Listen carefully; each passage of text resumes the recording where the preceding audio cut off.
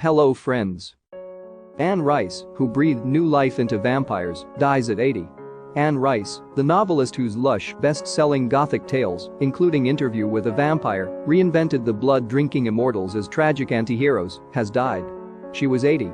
Rice died late Saturday due to complications from a stroke, her son Christopher Rice announced on her Facebook page and his Twitter page.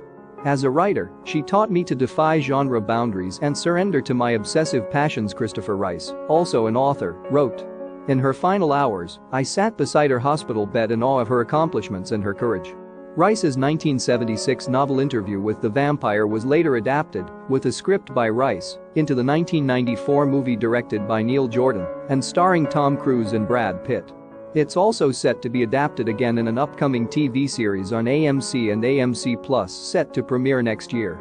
Interview with the Vampire, in which reporter Daniel Molloy interviews Louis de Pointe du Lac, was Rice's first novel, but over the next 5 decades, she would write more than 30 books and sell more than 150 million copies worldwide.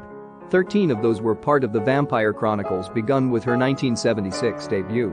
Long before Twilight or True Blood, Rice introduced sumptuous romance, female sexuality and queerness. Many took Interview with the Vampire as an allegory for homosexuality to the supernatural genre. I wrote novels about people who are shut out of life for various reasons, Rice wrote in her 2008 memoir called Out of Darkness. A spiritual confession. This became a great theme of my novels: how one suffers as an outcast, how one is shut out of various levels of meaning, and, ultimately, out of human life itself. Born Howard Allen Francis O'Brien in 1941, she was raised in New Orleans, where many of her novels were set.